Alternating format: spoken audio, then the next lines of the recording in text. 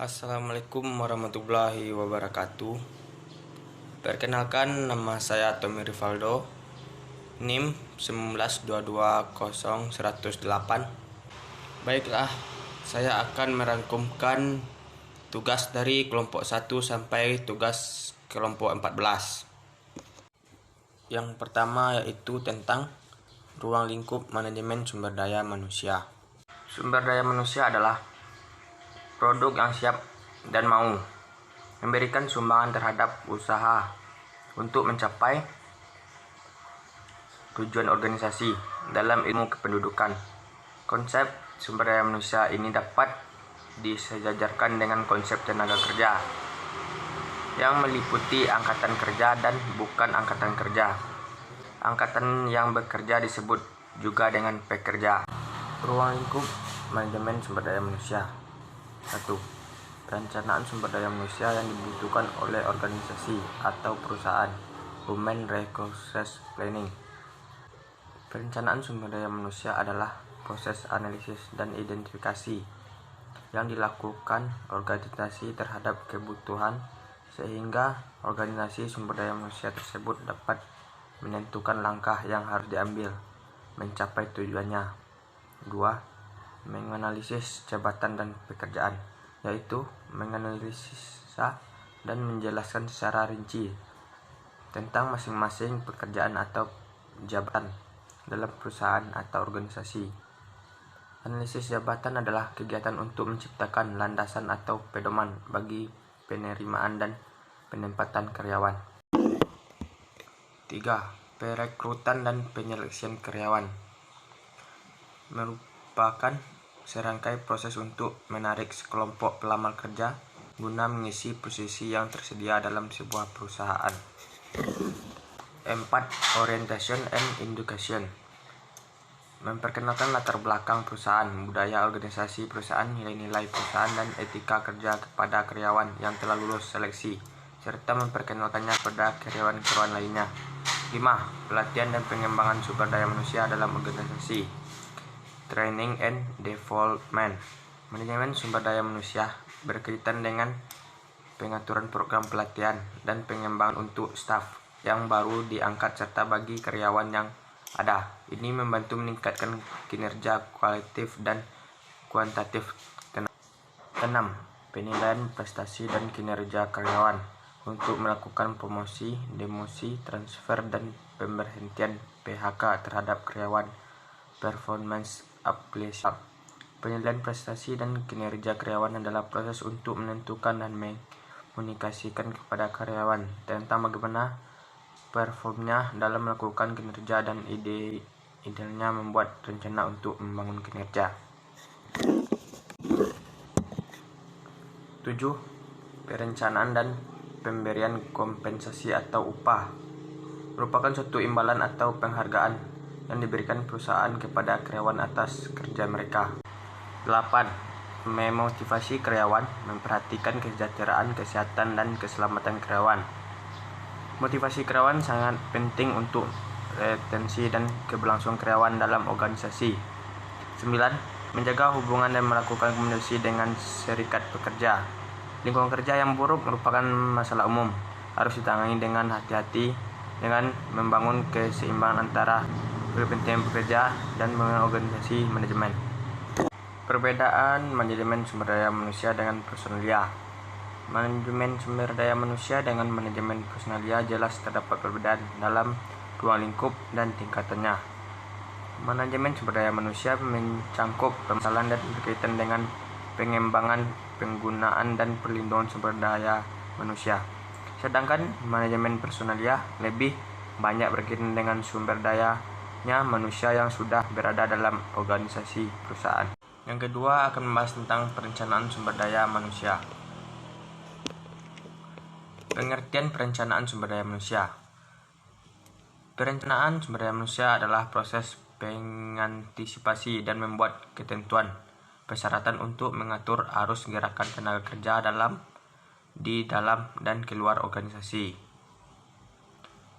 Dengan kata lain, tujuan perencanaan SDM adalah untuk mempergunakan SDM seefektif mungkin agar memiliki sejumlah pekerja yang memenuhi persyaratan dan kualifikasi dalam mengisi posisi yang kosong mau kapanpun dan apapun posisi tersebut. B. Metode informasi dan peramalan tenaga kerja.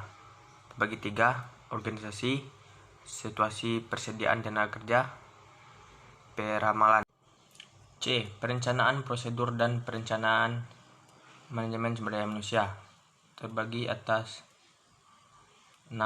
Yang pertama, prosedur perencanaan SDM. Yang kedua, rencana SDM. 3. Jangka waktu rencana. 4. Kepentingan perseorangan. 5. Kepentingan perusahaan. 6. Kepentingan perusahaan. D. Perencanaan fungsi MSDM. Terbagi atas 8. 1. Perencanaan organisasi. 2. Perencanaan pengarahan. 3. Perencanaan pengadilan. 4. Perencanaan pengadaan. 5. Perencanaan pengembangan. 6. Perencanaan pengintegrasian. 7. Perencanaan pemeliharaan. 8. Perencanaan kedisiplinan. E. Audit SDM. Terbagi 4. 1. Tujuan audit SDM. 2. Tujuan audit SDM. 3. Tindak lanjut SDM. 4. Ruang lingkup audit SDM. F. Pentingnya perencanaan sumber daya manusia.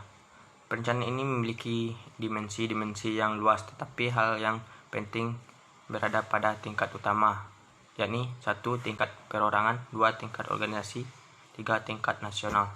G. Tujuan perencanaan sumber daya manusia. Terbagi 3. Pertama, untuk menentukan kualitas dan kuantitas karyawan yang akan mengisi semua jabatan dalam perusahaan. 2. Untuk menjamin tersedianya tenaga kerja masa kini maupun masa datang, sehingga setiap pekerjaan ada yang mengerjakannya. 3. Untuk menghindari terjadinya mismanagement dan tumpang tindih dalam pelaksanaan tugas. Manfaat perencanaan sumber daya manusia.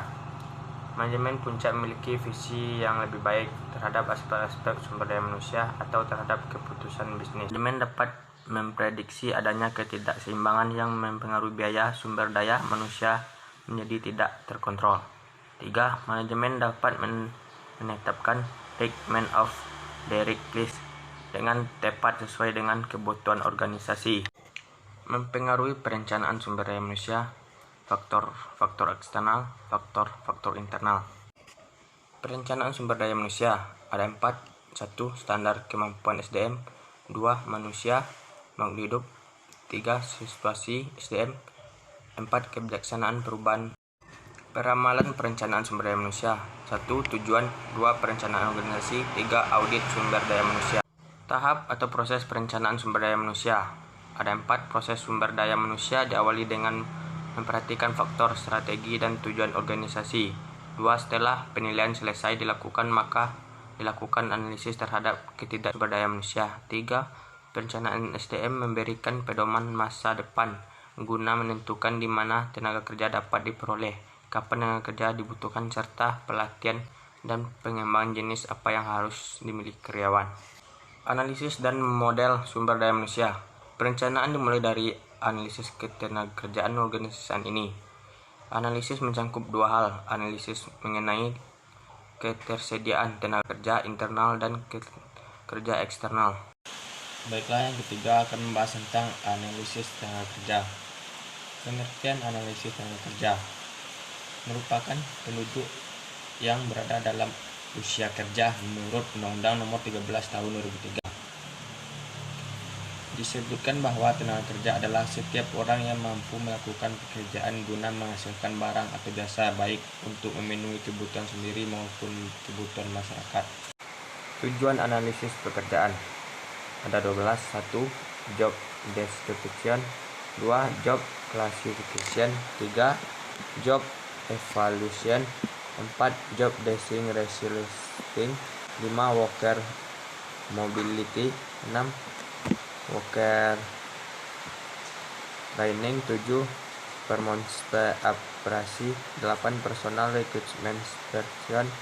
9. Efficiency. 10. Safety. 11. Human resource planning. 12. Legal. Aspek-aspek analisis pekerjaan. Teknik analisis pekerjaan. Critical indexation technique. 2. Position Analysis Questionnaire. 3. Functional Job Analysis. Job Element Method. Langkah-langkah analisis pekerjaan. Isi pekerjaan, konteks. 2. Lingkup pekerjaan, scope. 3. Klasifikasi pekerjaan. Bagaimana penggunaan informasi jenis pekerjaan? Perekrutan dan seleksi, kompensasi, evaluasi, penilaian prestasi, pemerkayaan pekerjaan, organisasi, promosi dan pemindahan, latihan, penyederhanaan pekerjaan, penempatan, peramalan dan perekrutan, orientasi dan induksi. Jenis analisis pekerjaan. 1. Analisis pekerjaan tradisional. Terbagi atas 3. Tanggung jawab, kewajiban, kualifikasi.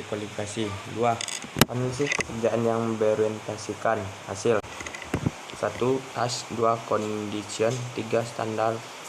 4. SKAS. Klasifikasi tenaga kerja berdasarkan penduduknya. 1. Tenaga kerja. 2. Bukan tenaga kerja berdasarkan batas kerja. Angkatan kerja bukan angkatan kerja berdasarkan kualitasnya. 1. Tenaga kerja terdidik. 2. Tenaga kerja terlatih. 3. Tenaga kerja tidak terlatih dan tidak terdidik. Masalah tenaga kerja. Rendahnya kualitas tenaga kerja, jumlah angkatan kerja yang tidak sebanding dengan kesempatan kerja. Baiklah, yang ketiga akan membahas tentang penarikan tenaga kerja. A. Pengertian penarikan tenaga kerja adalah proses pencarian dan pemikatan para calon karyawan pelamar yang mampu untuk melamar sebagai karyawan. Proses mendapatkan sejumlah calon tenaga kerja yang berkualitas untuk jabatan atau pekerjaan utama di lingkungan dan suatu organisasi atau perusahaan. Beberapa konsep penting.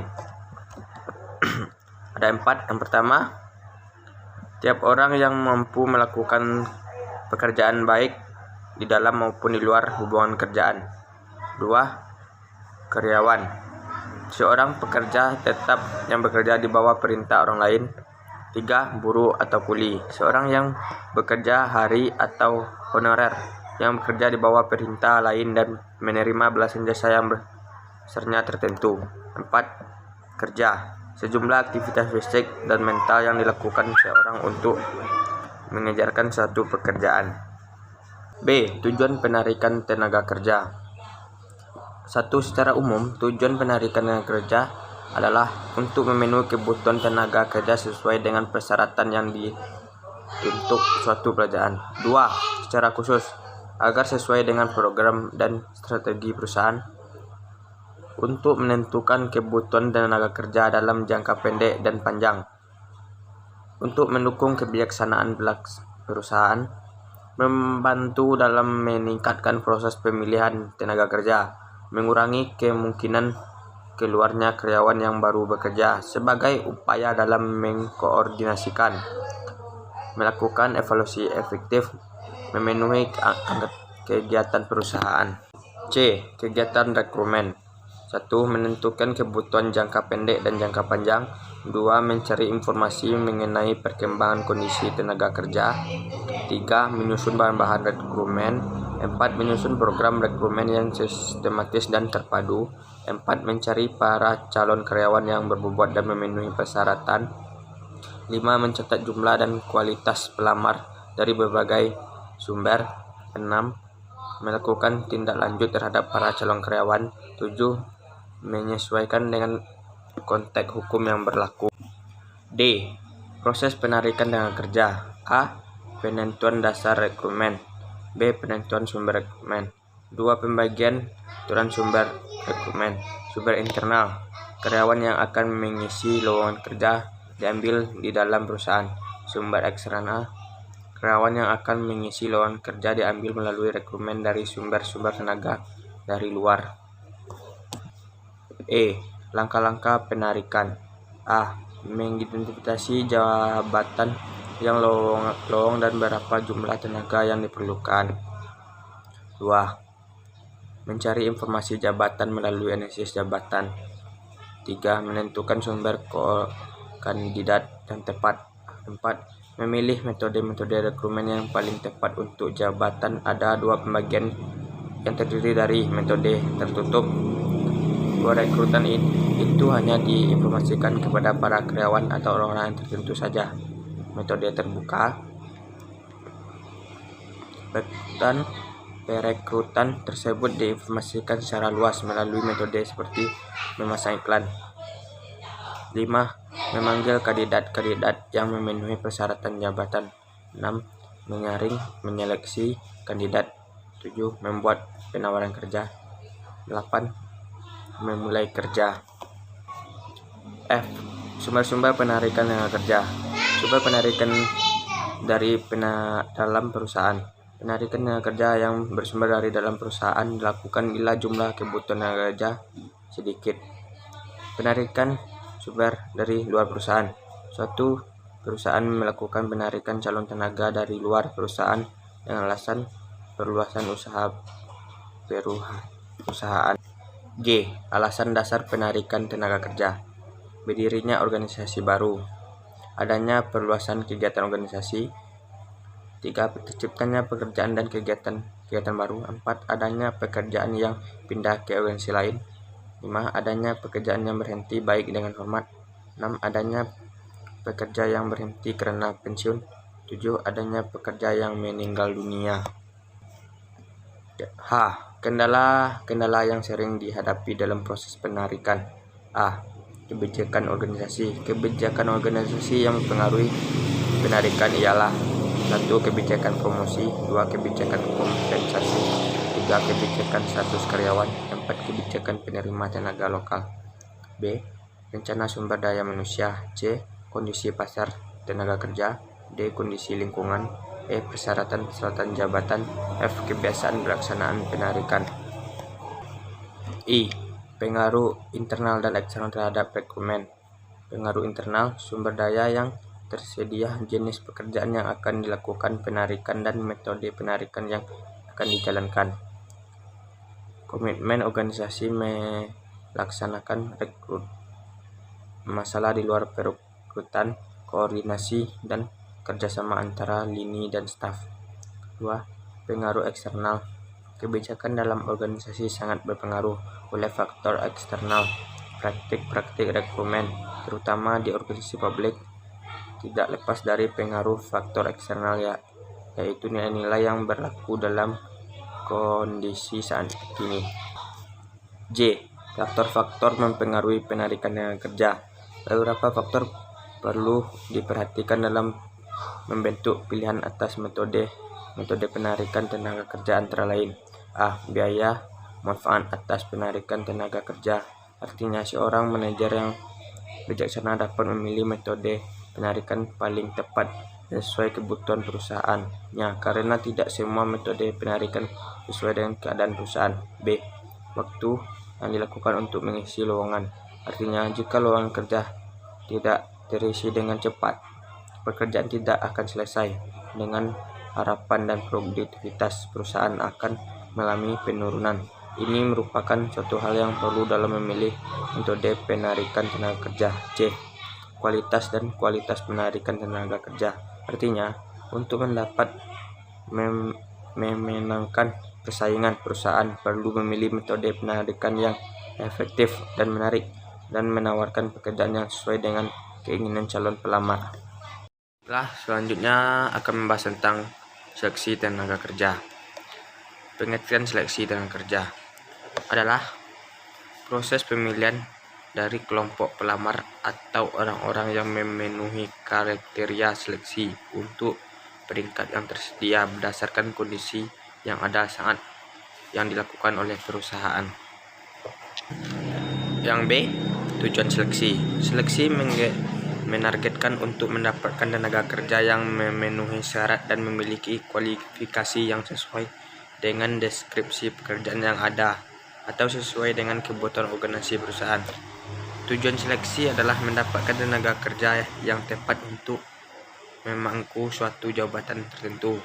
Mengarah pada tujuan yang demikian, setiap organisasi yang bersangkutan semestinya akan berusaha dengan biaya yang rendah mungkin dengan menggunakan cara yang paling efisien tetapi efektif. Poin C, faktor yang harus diperhatikan dalam seleksi. Proses seleksi berdiri sendiri, artinya seleksi ditentukan oleh sejumlah faktor dan menentukan faktor lainnya. Dengan demikian ada sejumlah faktor yang mempengaruhi proses seleksi dan dapat dipilih pada saat proses seleksi. Poin D, langkah-langkah proses seleksi. Dalam tahapan penerimaan calon pegawai, proses dimulai dari penerimaan lamaran dan berakhir dengan keputusan terhadap lamaran tersebut. Langkah-langkah antara proses dimulai dan diakhiri merupakan usaha angkatan antara calon-calon pegawai. Poin E, kualifikasi yang menjadi dasar seleksi.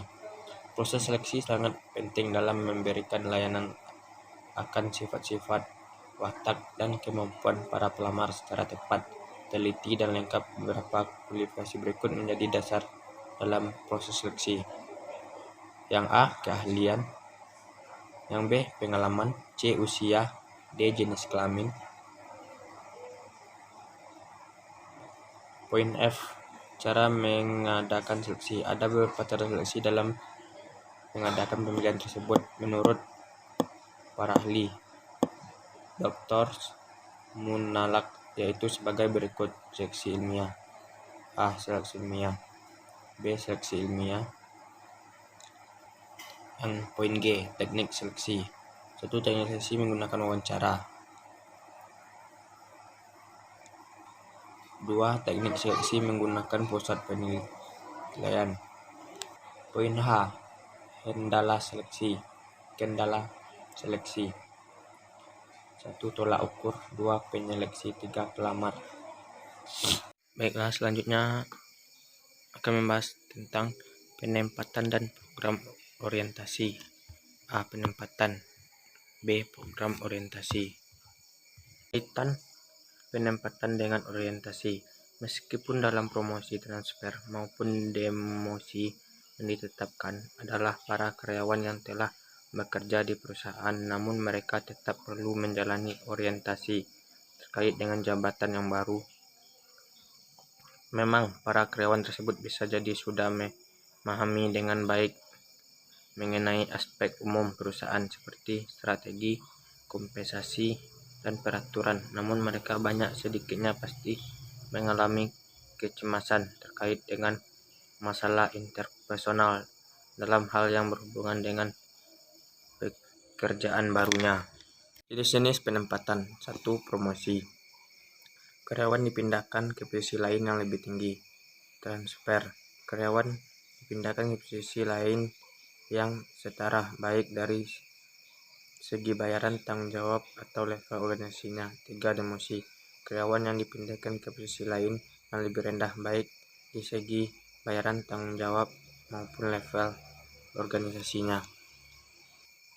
Tujuan orientasi.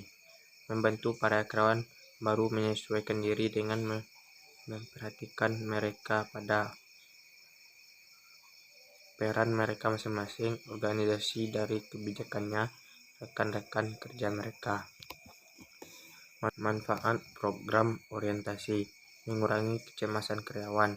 Karyawan baru bisa mempelajari tugas dengan baik, mencegah pengaruh buruk rekan kerja atau karyawan baru menjadi lebih mandiri, mengurangi kecenderungan karyawan baru untuk mengundurkan diri dari pekerjaannya.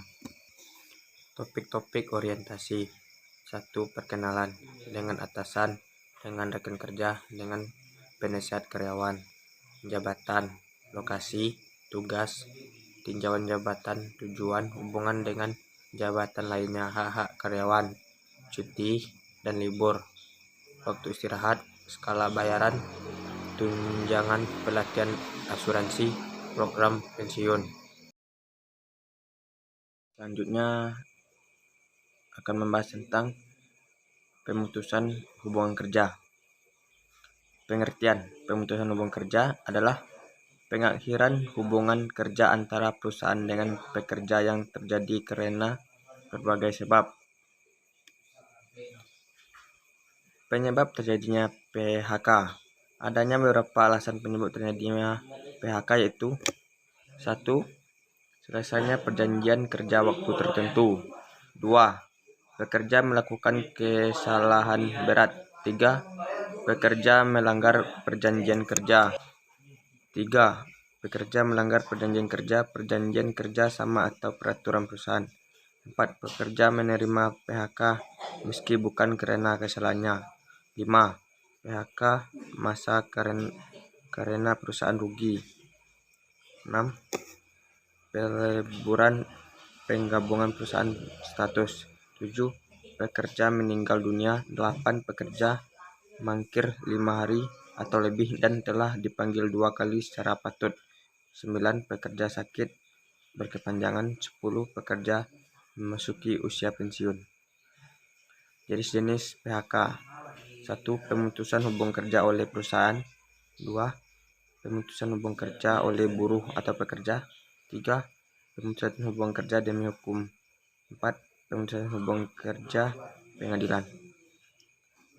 Ketentuan PHK menurut Undang-Undang Nomor 13 Tahun 2003.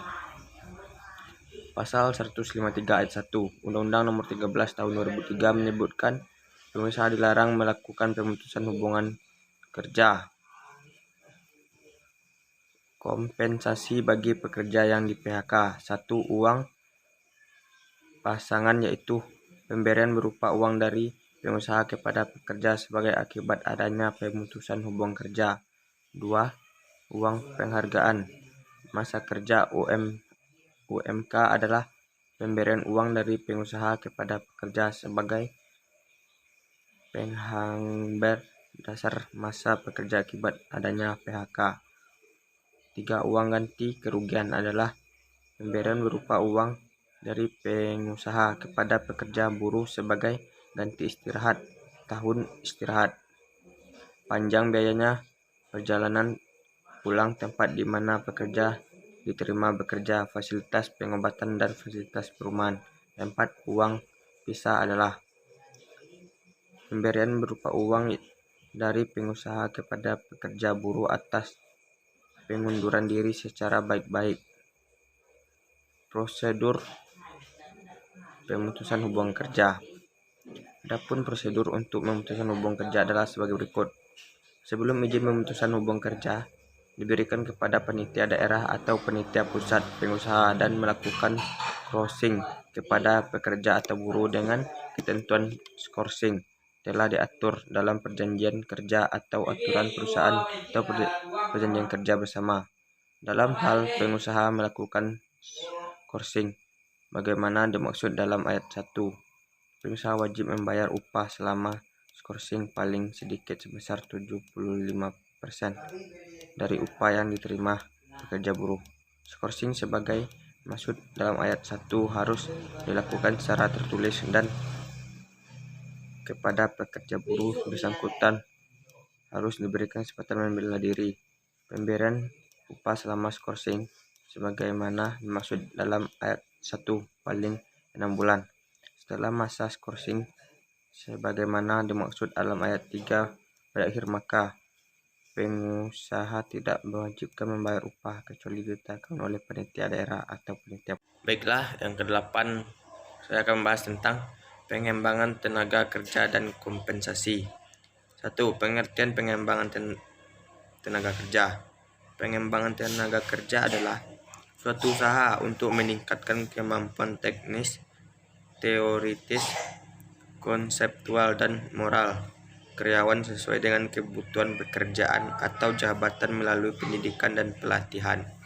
2. Tujuan pengembangan tenaga kerja yaitu ada 4. 1. Memperbaiki kinerja tenaga kerja.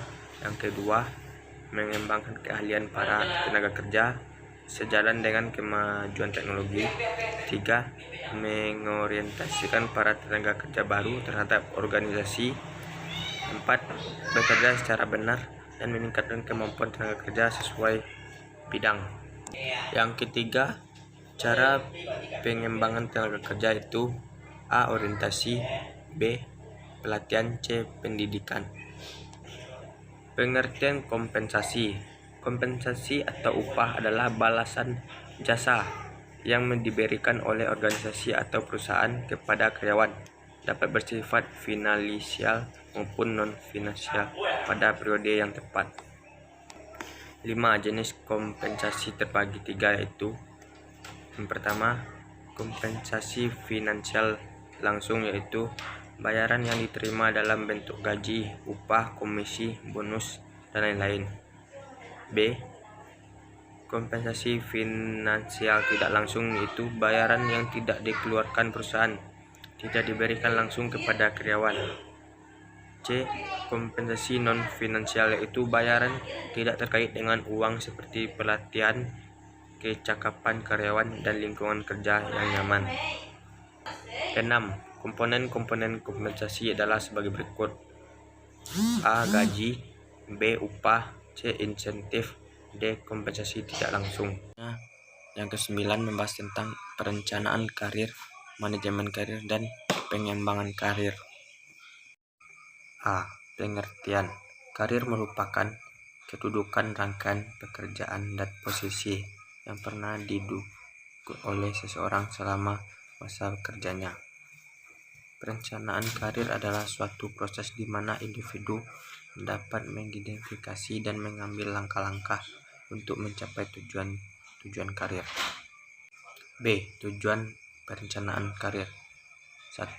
Membantu dalam pencapaian tujuan individu. 2. Menunjukkan hubungan kesejahteraan pegawai. 3. Membantu pegawai mengidentifikasikan kemampuan potensi mereka. 3. Memperkuat hubungan antara pegawai dan perusahaan. C. Pengembangan karir. Beberapa hal yang pengembangan karir: jaringan kerja, kesetiaan terhadap organisasi, prestasi kerja, pengunduran diri, pembimbing, dan sponsor. D. Peran umpan balik terhadap pengemban dan karir.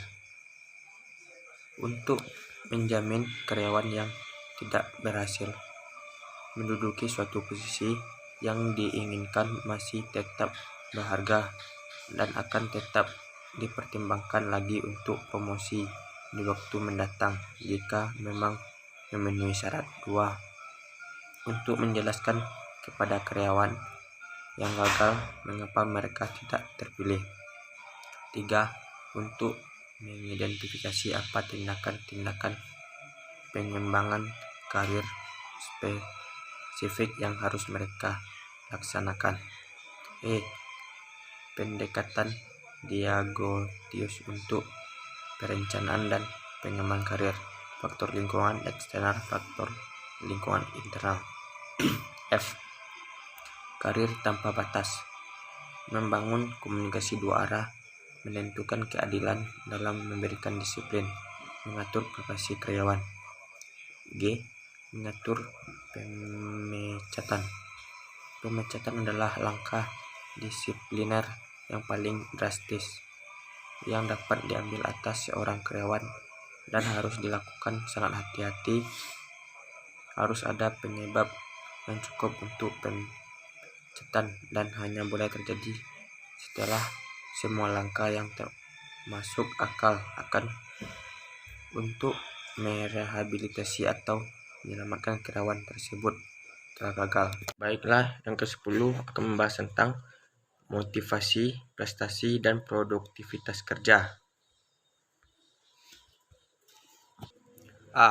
Pengertian motivasi kerja, yang berarti dorongan atau daya gerak. Motivasi diberikan kepada manusia, khususnya kepada para bawahan atau pengikut. Terkait dengan hal tersebut, maka yang dimaksud dengan motivasi adalah mempersoalkan bagaimana cara mendorong gairah kerja bawahan agar mereka mau bekerja keras dengan memberikan semua kemampuan dan keterampilan untuk mewujudkan organisasi. Yang B. Bentuk-bentuk motivasi. Ada 4. 1. Kompensasi bentuk uang. 2. Pengarahan dan pengadilan. 3. Penetapan pola kerja yang efektif. 4. Kebijakan. E. Pengertian prestasi. Secara etimologis, prestasi berasal dari bahasa Belanda, yaitu prestatie, yang berarti hasil dari usaha. Prestasi berasal dari usaha yang telah dilakukan.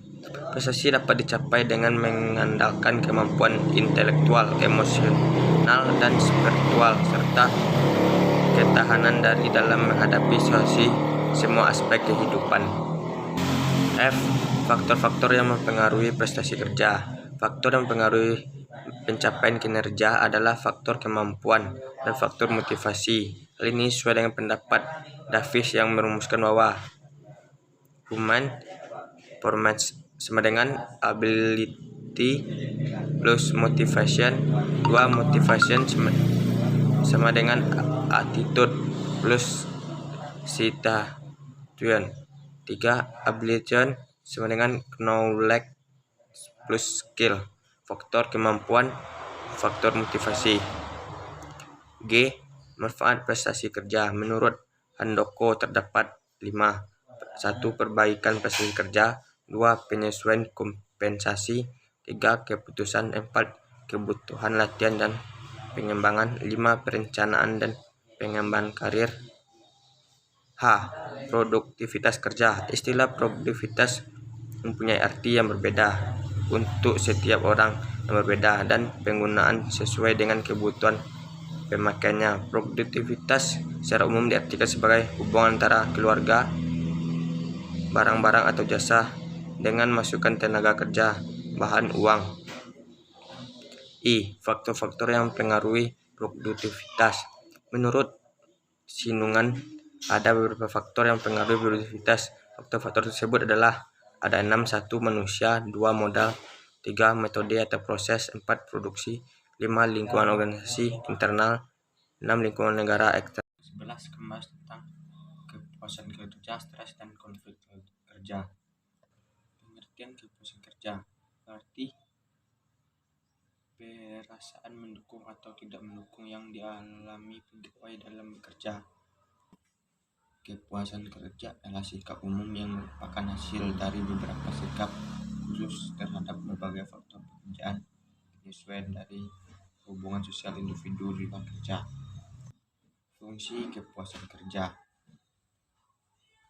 untuk meningkatkan kedisiplinan kerja dalam bekerja, untuk meningkatkan kesemangatan kerja dan loyalitas pekerja terhadap perusahaan. Faktor-faktor yang mempengaruhi kepuasan kerja. Faktor organisasi. A. Kondisi kerja. B. Mutu pengawasan. C. Keamanan kerja. D. Fasilitas. Faktor individual. A. Gaji. B. Teman sekerja. C. Umur. D. Komunikasi. Manfaat kepuasan kerja. Menurut Ribson dan Cornes 2000, manfaat kepuasan kerja antara lain sebagai berikut. 1. Menimbulkan peningkatan kebahagiaan hidup karyawan. 2. Peningkatan produktivitas dan prestasi kerja. 3. Pengurang biaya melalui perbaikan sikap dan tingkah laku karyawan. 4. Meningkatkan gairah dan semangat kerja. 5. Mengurangi tingkat absensi. 6. Mengurangi labor turnover, peredaran tenaga kerja. 7. Mengurangi tingkat kecelakaan kerja. 8. Meningkatkan motivasi kerja. 9. Menimbulkan kematangan psikologis. 10. Menimbulkan sikap positif terhadap pekerjaannya. Akibat dari kepuasan atau ketidakpuasan kerja. 1. Kinerja. 2. Ketidakhadiran. 3. Motivasi. 4. Konflik. 5. Sikap. 6. Masalah kesehatan. 7. Rawan kecelakaan. Stres. Stres adalah suatu kondisi ketegangan yang mempengaruhi emosi, proses berpikir, dan kondisi seseorang. Gejala stres mempengaruhi kesehatan fisik dan mental, sehingga seorang bisa menjadi nervous dan merasakan kekhawatiran kronis dan menunjukkan sikap mudah marah dan tidak kooperatif. Penyebab stres. A. Beban kerja yang berlebihan. B. Tekanan atau desakan waktu. C. Kualitas supervisi yang jelek. D. Iklim politis yang tidak aman. E. Wewenang terbatas untuk melaksanakan tanggung jawab. F. Frustasi. G. Konflik antar pribadi dan kelompok. Perbedaan antara nilai-nilai perusahaan dan karyawan. Gejala stres. A. Gejala fisik. B. Gejala psikologis. C. Gejala interpersonal. Di sini stres fisik, stres kimiawi, stres mikrobiologis, stres fisiologis, stres proses tumbuh kembang, stres psikologis atau emosional. Cara mengatasi stres: tidur cukup, saluran kemarahan, lepaskan emosi, bicarakan kekhawatiran, atur waktu dengan baik, makanan yang baik, waktu istirahat, olahraga, hobi atau kegemaran. Konflik kerja adalah ketidaksesuaian, perselisihan dalam pertentangan antara dua orang atau dua kelompok dalam suatu organisasi karena adanya hambatan atau perbedaan komunikasi, prestasi, status, nilai, tujuan, dan sikap. Segala macam interaksi tentang atau antagonistik antara dua pihak atau lebih merupakan proses sosial orang-orang yang berusaha mencapai tujuannya dengan jalan menentang pihak lawan yang disertai kekerasan. Jenis konflik: 1. Konflik dalam diri individu, 2. Konflik antara individu, 3. Konflik antara individu dan kelompok, 4. Konflik antara kelompok dalam organisasi yang sama, 5. Konflik antara organisasi. Cara mengolah konflik: 1. Metode simulasi, 2. Metode pengurangan konflik, 3. Metode penyelesaian konflik. Konflik fungsional dan disfungsional. A. Fungsional: lebih mempersatukan para anggota organisasi, mendatangkan kehidupan baru di dalam tujuan secara nilai organisasi, adanya pergantian manajer yang lebih cukup bersemangat dan berbangsawan baru. B. Konflik disfungsional, disebut juga konflik yang berperan salah, dapat menciptakan kerja sama antara manajer dan anggota organisasi menjadi rusak, membuat sulitnya koordinasi kegiatan-kegiatan organisasi. Karakteristik umum konflik: beberapa pihak yang terlibat dalam hubungan yang nyata, interaksi yang mudah berubah, sikap yang terkadang membingungkan, beberapa pihak merasa berprestasi, tidak ditemukan pemecahan masalah, komunikasi salah pengertian bahasa yang sulit dimengerti, pribadi ketidaksesuaian tujuan atau nasional. Ke-12 membahas tentang budaya perubahan dan pengembangan organisasi. Budaya organisasi. Pengertian budaya organisasi: sistem makna bersama yang dianut oleh para anggota, membedakan suatu organisasi dengan organisasi lainnya. B. Fungsi budaya organisasi: 1. Perasaan identitas dan menambah komitmen organisasi, 2. Alat perorganisasian anggota, 3. Mengembangkan nilai-nilai dalam organisasi, 4. Mekanisme kontrol perilaku, 5. Mendorong dan meningkatkan kinerja ekonomi baik dalam jangka pendek dan panjang, 6. Penentu arah organisasi, mana yang boleh dan mana yang tidak boleh. Perubahan organisasi. A. Pengertian perubahan organisasi: perubahan atau berubah secara etimologis dapat bermakna sebagai usaha atau perbuatan untuk membuat suatu berbeda dari sebelumnya. B. Faktor-faktor perubahan organisasi. 1. Faktor internal, yaitu penyebab perubahan yang berasal dari dalam organisasi yang bersangkutan yang dapat berasal dari berbagai sumber. 2. Faktor eksternal, yaitu penyebab perubahan yang berasal dari luar atau sering. C. Alasan pekerja menghambat terjadinya perubahan organisasi: 1. Direct cost, 2. Saving face, 3. Fear of the unknown, 4. Breaking routing, 5.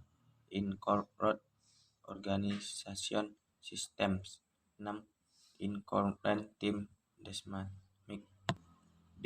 Cara-cara penanganan perubahan organisasi. Ada 2 pendekatan penanganan perubahan organisasi. 1. Proses perubahan relatif. Manajemen bereaksi atas tanda-tanda bahwa perubahan dibutuhkan, pelaksanaan modifikasi sedikit demi sedikit untuk menangani masalah tertentu yang timbul. 2. Program perubahan yang direncanakan, planet change, disebut sebagai proses proaktif. Manajemen melakukan berbagai investasi, waktu, dan sumber daya lainnya yang berarti untuk mengubah cara-cara operasi organisasi. D. Karakteristik pengembangan organisasi. Langkah-langkah pengembangan organisasi. Langkah-langkah pengembangan organisasi: 1. Mengadakan pengkajian. 2. Mengadakan identifikasi. 3. Menetapkan perubahan. 4. Menentukan strategi. 5. Melakukan evaluasi. Yang ke-14 membahas tentang audit sumber daya manusia. Pengertian audit SDM. Audit adalah kegiatan pemeriksaan terhadap suatu ekonomi yang dilakukan seorang atau kelompok atau lembaga yang independen yang bertujuan untuk mengevaluasi atau mengukur lembaga, perusahaan dalam melaksanakan tugas atau pekerjaan dengan kriteria yang telah ditentukan. Proses audit sumber daya manusia terdiri atas 6 langkah. 1.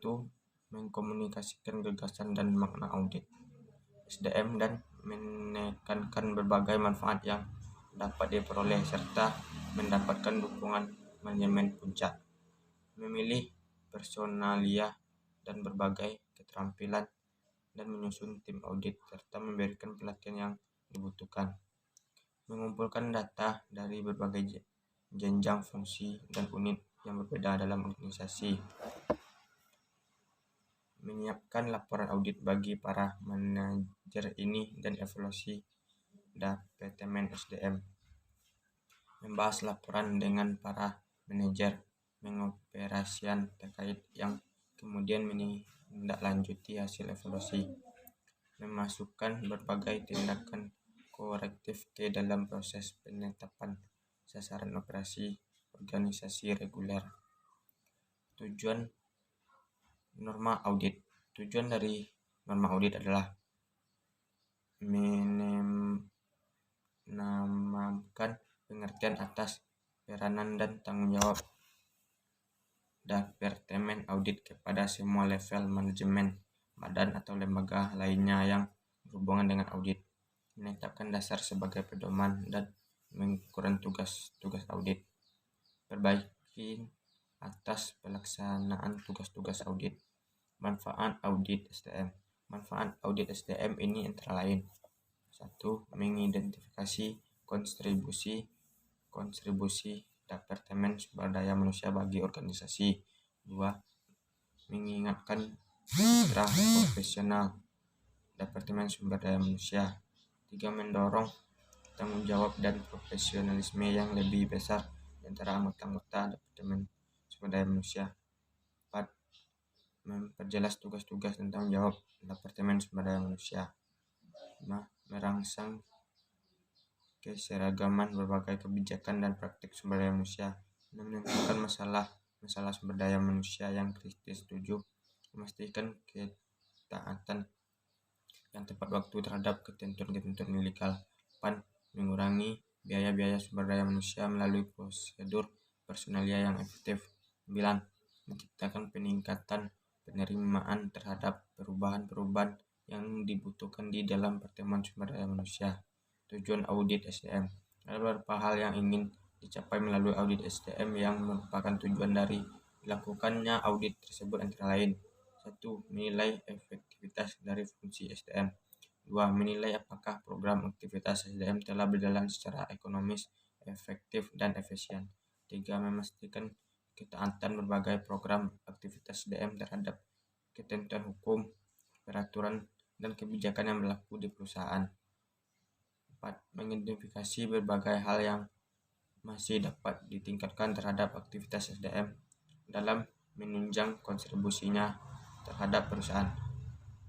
5. Merumuskan beberapa langkah perbaikan yang tepat untuk meningkatkan ekonomi, efisiensi, dan efektivitas berbagai program aktivitas SDM. 6. Mencari hal-hal berpotensi menimbulkan masalah serius di kemudian hari. Yang ke-14 membahas tentang pemeliharaan MSDM. Pengertian pemeliharaan adalah usaha mempertahankan dan atau meningkatkan kondisi fisik, mental, dan sikap karyawan agar mereka tetap loyal dan bekerja produktif untuk menunjang tercapainya tujuan perusahaan. Tujuan pemeliharaan SDM. 1. untuk meningkatkan produktivitas kerja karyawan. 2. Meningkatkan disiplin dan menurunkan absensi karyawan. 3. Meningkatkan loyalitas dan menurunkan turnover karyawan. 4. Memberikan ketenangan, keamanan, dan kesehatan karyawan. 5. Meningkatkan kesejahteraan karyawan dan keluarganya. 6. Memperbaiki kondisi fisik, mental, dan sikap karyawan. 7. Mengurangi konflik secara menciptakan suasana yang harmonis. 8. Mengaktifkan pengadaan karyawan. Asas-asas pemeliharaan SDM. 1. Asas manfaat dan efisiensi. 2. Asas kebutuhan dan kepuasan. 3. Asas keadilan dan kelayakan. 4. Asas peraturan legal. 5. Asas kemampuan perusahaan. Metode-metode pemeliharaan SDM. Pemeliharaan metode yang tepat bertujuan agar pelaksanaan efektif dalam mendukung tercapainya tujuan organisasi suatu perusahaan. 1. Komunikasi. 2. Insentif. Program kesejahteraan. Kesejahteraan karyawan adalah balas jasa pelengkap material dan non-material yang diberikan berdasarkan kebijaksanaan. Pemberian kesejahteraan akan menciptakan ketenangan, semangat kerja, dedikasi, disiplin, dan sikap loyal karyawan terhadap perusahaan. Pemeliharaan keamanan kerja SDM. Pada umumnya, ada beberapa faktor yang mendorong suatu perusahaan perlu melakukan pemeliharaan keamanan dan keselamatan kerja, antara lain kemanusiaan, peraturan pemerintah, ekonomi. Pemeliharaan kesejahteraan SDM. Ada beberapa macam cara yang bisa dilakukan perusahaan dalam memelihara kesejahteraan SDM, antara lain: A. Menyediakan poliklinik khusus milik perusahaan. B. Menyediakan dokter perusahaan. C. Memberikan asuransi kesehatan atau penggantian biaya pemeliharaan kesehatan.